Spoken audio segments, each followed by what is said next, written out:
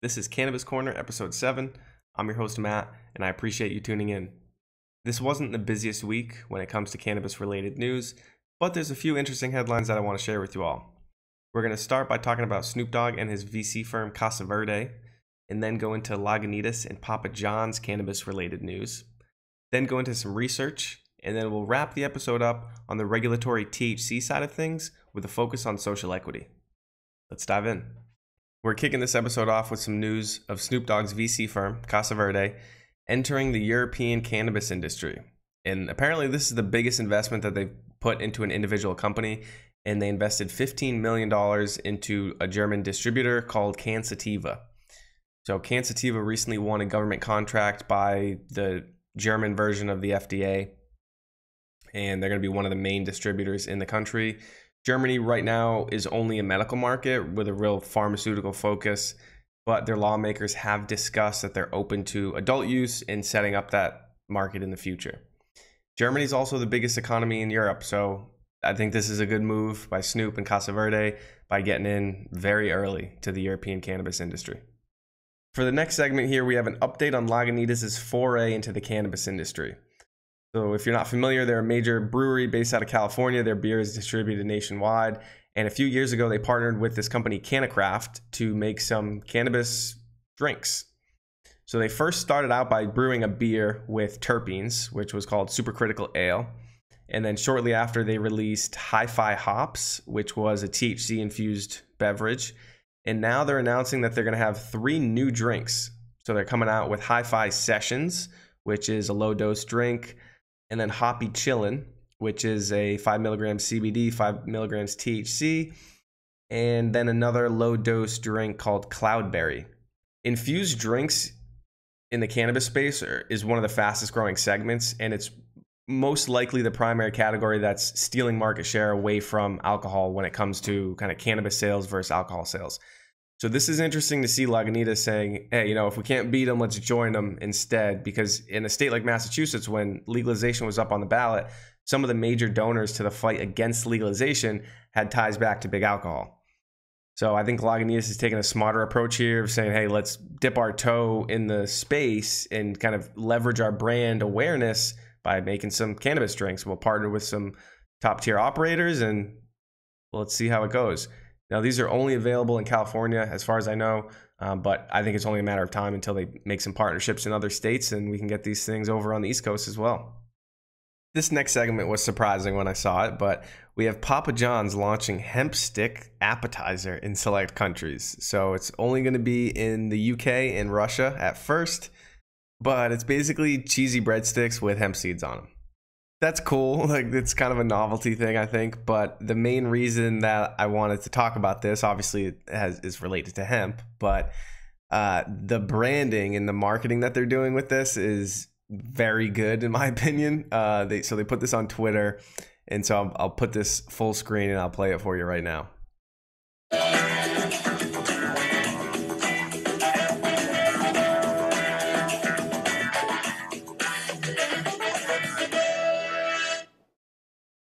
So they're obviously leaning into that like hippie stoner vibe for the marketing here. But I was laughing out loud the first time I saw that. I still get a kick out of it every time I watch it. So if you're in the UK or Russia and you're watching this video, go to Papa John's, try these out. Let me know how they are. I don't remember the last time I went to a Papa John's, but if they launch these in the United States, I am definitely going to go try them out.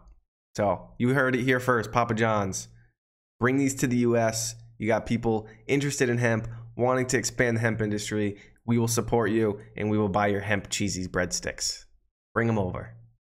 Moving on to the research side of today's episode, we have the National Agricultural Statistics Service putting out their first report on the U.S. hemp industry, and they said that the crop production value of 2021 was $824 million. So they break it down by what the hemp was grown for, whether floral, grain, or fiber, where it was grown.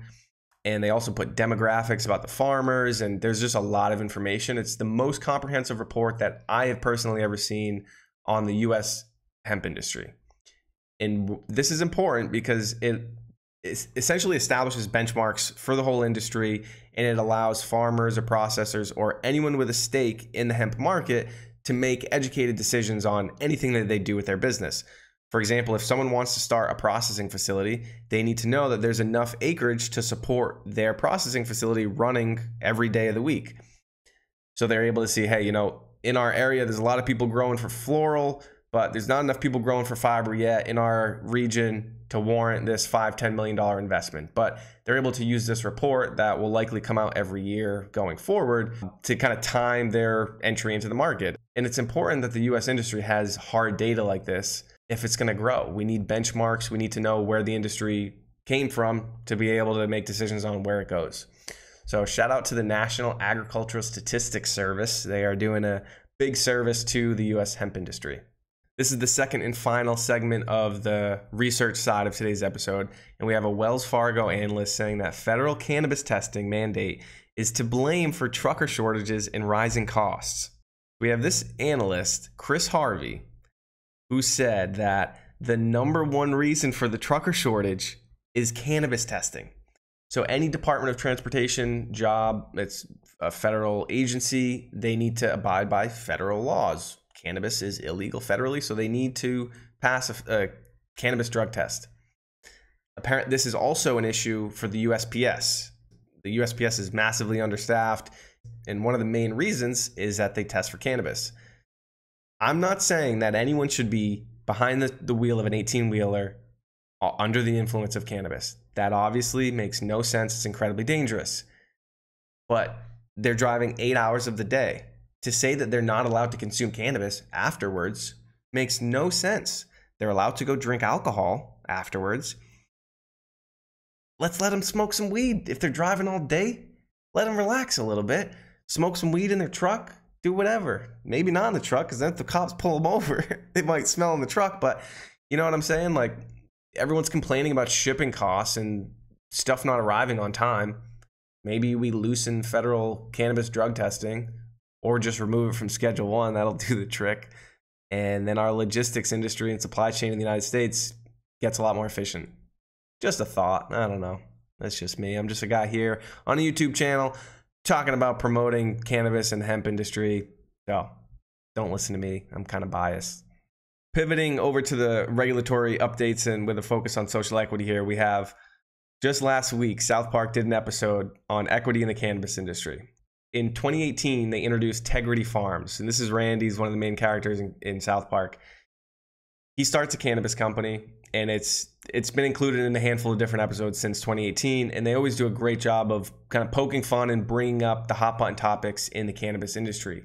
Right now, the most hot button topic in the industry is the lack of social equity, and South Park, of course, made an episode about it. Randy learns that people are starting to boycott cannabis companies that don't have any emphasis on social equity. So he goes to the only black family in South Park, brings him into the company. This is Steve Black. Eventually, Steve realizes he's being exploited for the color of his skin, and he goes and starts his own cannabis company across the street.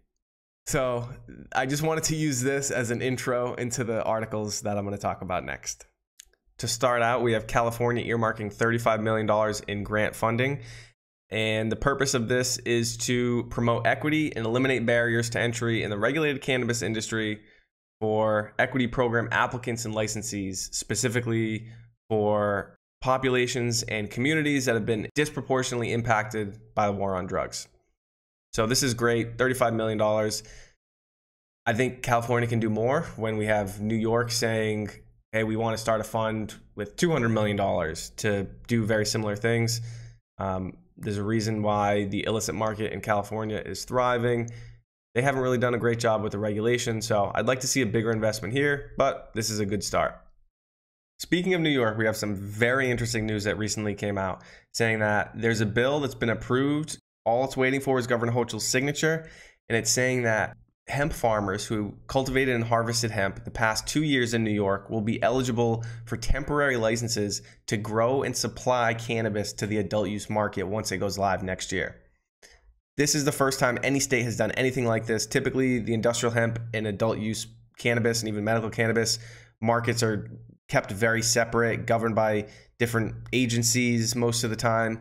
And so this is huge. It's allowing people who know how to grow cannabis and have been dedicated to the industry the past 2 years to get their hand in a market that's going to grow very quickly in New York. And as of right now, the medical market in New York is dominated by a handful of the multi-state operators, the biggest cannabis companies in the country. That's pretty much who run the medical program in New York right now. So New York is talking a big game about social equity and making sure New York has an equitable cannabis program. And this is the type of stuff that, they're walking the walk.